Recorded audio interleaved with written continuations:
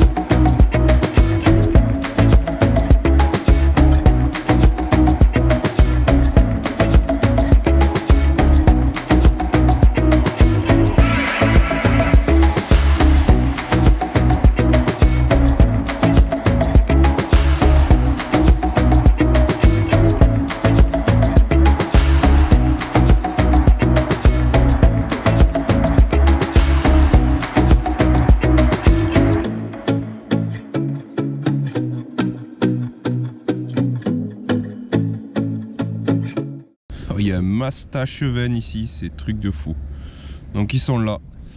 Il y a des poissons, on les voit, c'est quand même superbe comme rivière le Tarn parce que c'est une rivière qui est, j'ai envie de dire, qui est propre, qui est claire, qui est belle, contrairement à la rivière Aveyron qui traverse aussi notre département. Là on est sur une rivière qui est beaucoup plus agréable à pêcher, un profil complètement différent mais qui est beaucoup plus agréable à pêcher. Bon allez, moi je vais commencer, je vais mettre un tout petit foxy minnow, donc un tout petit poisson nageur, vraiment ultra léger, donc qui est la cible de cette canne là, voilà, pêcher avec des tout petits leurres, donc on va essayer avec des petits poissons nageurs, je vais la tester aussi avec des petits leurres souples, bien entendu. N'oubliez pas, il y a un concours qui est en cours, pour trouver un nom à cette canne, je compte sur vous pour vous lâcher, voilà, pour trouver la canne avec le nom le plus original qui soit, et puis ça restera à vie, voilà. Donc un petit mot sur le foxy minnow avant de vous donner mon ressenti sur la canne. C'est un nouveau coloris, voilà, 2018 que j'ai là.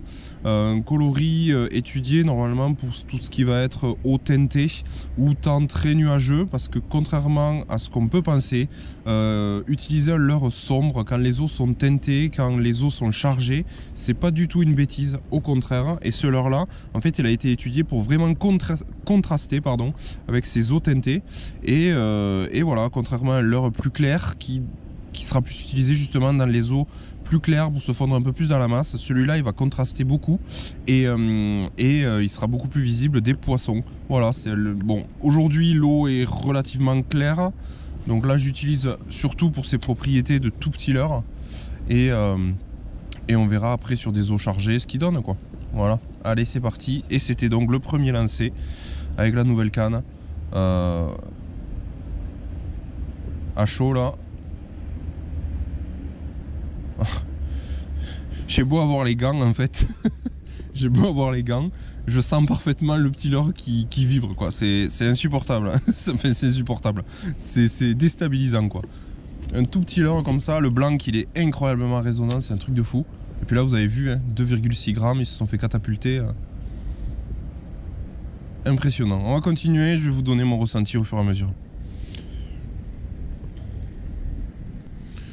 Donc petit rappel, la canne, 2,10 m de longueur, puissance 1,8 g. Donc une canne vraiment ultra légère. Une action assez déstabilisante, mais dans le bon sens du terme. C'est-à-dire que vous avez en fait le premier tiers qui est très souple. Très souple, mais avec une action fast. C'est-à-dire qu'il est très mobile, mais il revient très vite en place sans faire de rebond, sans balloter.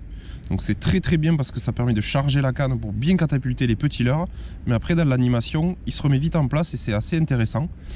Et après je suis assez déstabilisé surtout par la deuxième moitié de la canne. Parce que la canne ne plie vraiment que sur le premier tiers.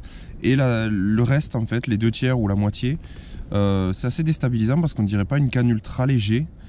Tellement elle donne une impression de puissance, de réserve de puissance.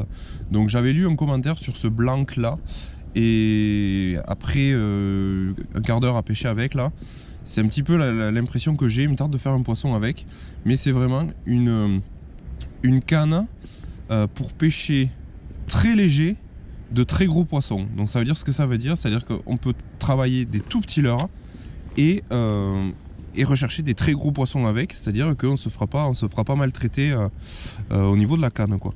Donc il me tarde de voir ça vraiment sur un gros chub là ou une truite à voir. À voir. Allez, je continue encore. Il y a un gros checheux juste en dessous là. Il m'a pas vu.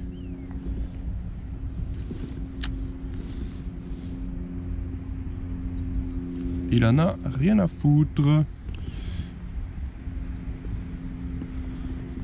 Allez, on arrive sur une zone un peu plus profonde, donc je vais pouvoir prospecter au leurre souple, donc tête plombée 3,5 g parce qu'on pêche vraiment en ultra léger.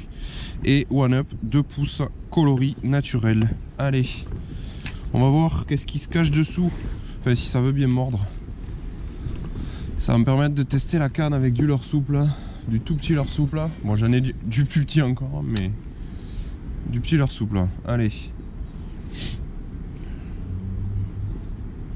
Je vais gratter le fond hein, principalement. Alors il y a un petit peu de courant quand même. Donc le leurre n'arrive pas tout à fait au fond de suite. Mais voilà, ça y est, j'y suis. Et donc là, je gratte le fond. Et mon petit leurre souple.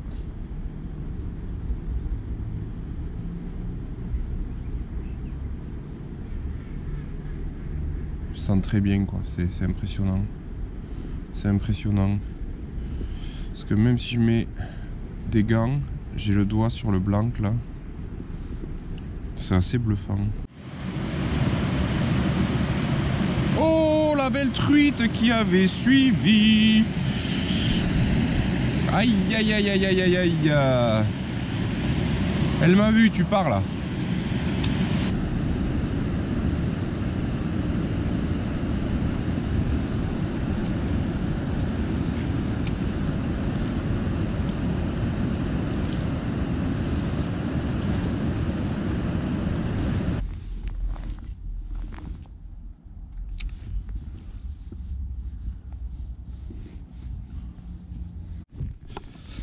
Bon, mais ça n'a rien donné pour l'instant. Les poissons, je les vois, ils sont en bordure, ils sont en surface. Je les vois, j'arrive pas à les prendre. Voilà, c'est encore autre chose. Donc là, je rejoins le guide, le local de l'étape, et qui va peut-être m'aider à prendre un poisson. Donc c'est Quentin. On va aller le retrouver à la voiture, et puis on va voir s'il a pris sa canne ou pas, et comment il va nous guider cet après-midi. Allez, c'est parti.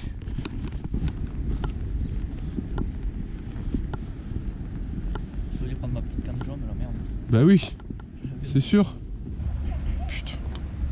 No fish, no fish.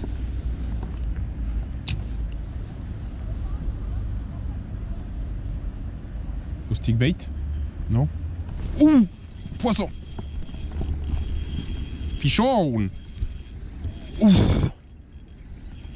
Putain, j'ai la main qui a vibré mon pauvre.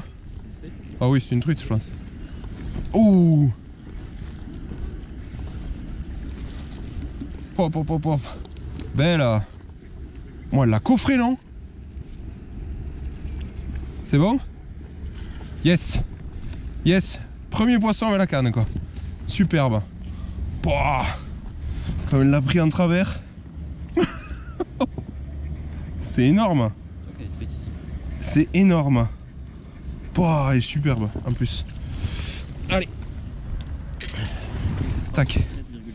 37. Allez. Petite photo pour Fishfinder. Je la mettrai à jour après. Assistant guide, assistant photographe aujourd'hui. Voilà. Superbe. Allez. On la mesure pas, mais elle fait presque 37, 40. Ouah, quelle écosse. Superbe. Superbe. Il tombe dans l'eau le mec. Bon allez, prépare ma grande. Yes. Voilà donc fin de session avec Quentin. Bon on s'est bien marré. Je me suis un peu cassé les dents en début de journée. Puis bon il connaît bien la rivière donc il m'a aidé à prendre une jolie truite donc c'est cool. Donc c'était aussi l'occasion de tester la nouvelle canne. Un super bon ressenti, mais c'est vrai que il va falloir que j'enchaîne les sessions vraiment pour avoir une expertise sur cette canne là.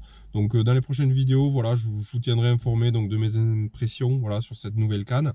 Mais vraiment superbe, une action parfaite, une réserve de puissance superbe, parce que là sur une truite Fario sauvage de presque 40 cm, elle n'a pas bronché. Je connais beaucoup de cannes UL qui se seraient pliées en deux. Là c'est pas le cas. Pour lancer des très petits leurres, elle est parfaite. Il me tarde vraiment d'insister sur la pêche à l'insecte et aux petits poppers et aux petits stick bait en été. Je pense qu'elle va être folle cette canne. Merci Jean-Charles, une super canne que tu m'as fait là. En parlant de cette canne, eh bien, il vous reste encore un peu de temps pour lui trouver un nom. Donc il vous faut aller sur la précédente vidéo, pas sur celle-ci, sur la précédente vidéo, pour remplir dans les commentaires une idée de nom pour cette canne. Voilà, et puis le plus original, celui qui me plaira le plus, ben, je le choisirai, et puis la personne qui aura trouvé ce nom-là gagnera une Fisher Box. Mais je répète, c'est sur la vidéo de la semaine dernière qu'il vous faut aller commenter, donc pas sur celle-ci. Voilà, je vous dis à bientôt pour une prochaine session, avec de plus en plus de poissons, puisque la saison va s'accélérer, et puis des truites notamment, des grosses truites notamment, j'espère. Et puis je vous dis à bientôt, ciao. Bah là, oui. Je l'appellerai Gelat des pucelles. Censuré par YouTube. Je parle de ma canne, c'est tout. Mais non, je vais pas mettre ça, t'es fou quoi.